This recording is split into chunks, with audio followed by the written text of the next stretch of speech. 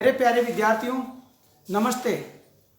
आज की इस क्लास में मैं आपका हार्दिक रूप से अभिनंदन करता हूं और आशा करता हूं आई थिंक कि आज मैं आपके सामने बहुत ही अच्छा टॉपिक लेके आया हूं। प्यारे विद्यार्थियों, जैसा कि मैं आपको इंग्लिश की टीचिंग करवा रहा हूं, ब्लैक बोर्ड पर लिखा हुआ डिटर्मिनर एडजेक्टिव।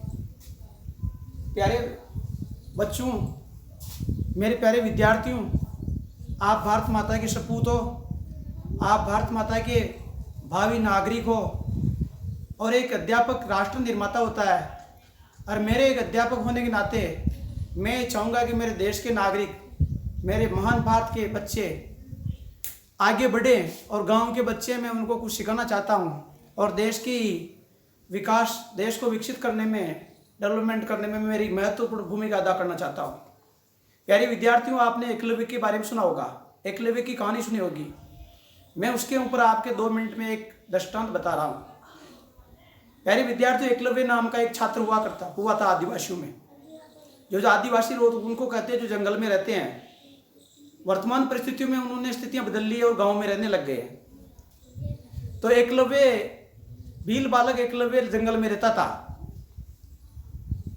तो उसने विद्या ग्रहण करने की लालसा उसके मन में पैदा हुई, जिज्ञासा पैदा हुई।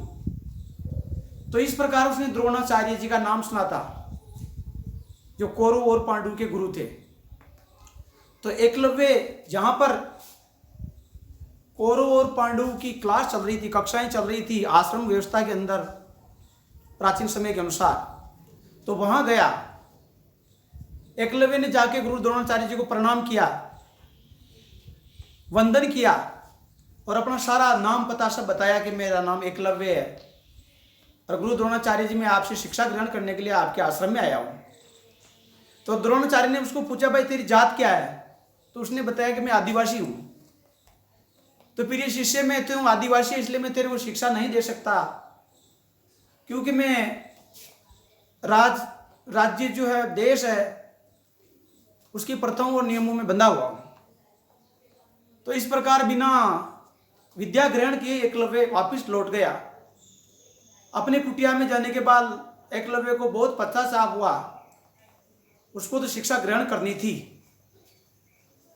तो उसने गुरु एकलव्य की मूर्ति जंगल में बनाई और उस मूर्ति के सामने उसने धनुर्विद्या का विद्या अभ्यास किया।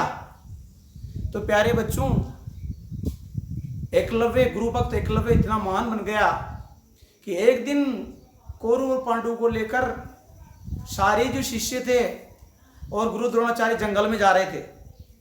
तो उस भील बालक के आश्रम में, उसके घर पर पहुंचे, उसकी जो कुटिया के पास से पहुंचे, तो उनका जो कुत्ता था वो भौंक रहा था। एकलव्य को उसने धनुष बाण से प्रत्यंचा चढ़ा के कुत्ते के मुंह को बंद कर दिया।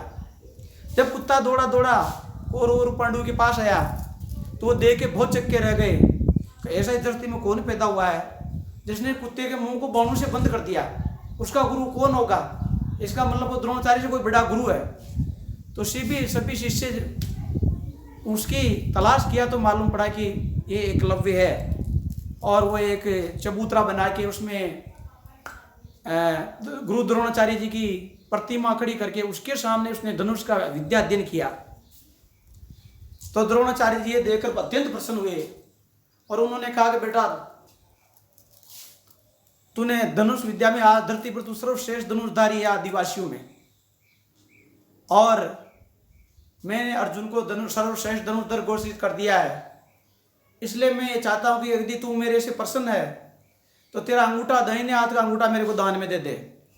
तो गुरु भक्त एकलव्य ने दाहिने हाथ का अंगूठा काट के वो द्रोणाचार्य को दान में दे दिया। तो मेरे प्यारे विद्यार्थियों, मेरा करने का ये तात्पर्य है कि अपन मूर्ति के सामने भी सीख सकते हैं यदि अपने को उसमें आस्था है। तो जहां आस्था है वहां रास्ता है प्यारे बच्चों, जहां आस्था है वहां रास्ता है, और जहां आस्था नहीं है वहां रास्ते बंद है प्यारे बच्चों। तो be positive my dear student, come here my dear student, we are learning about determiner adjective. प्रिय विद्यार्थियों, little, a little, the little, इसके अर्थ के बारे में मैं आज को, इसका कॉन्सेप्ट मैं आपको समझाऊंगा। 3 वर्ड है, इधर 3 है, ए के साथ ए लगा हुआ है, ए के साथ दा लगा हुआ है, ए के साथ केवल लिटिल है। तो लिटिल का अर्थ ये हुआ नगण्य के बराबर, न की बराबर, मतलब बिल्कुल बिल्कुल कम कम, ये हुआ लिटिल, न के बराबर कम। बट ए लिटिल मतलब थोड़ा सा, जो थोड़ा सा नगण्य के बराबर है उससे ज्यादा।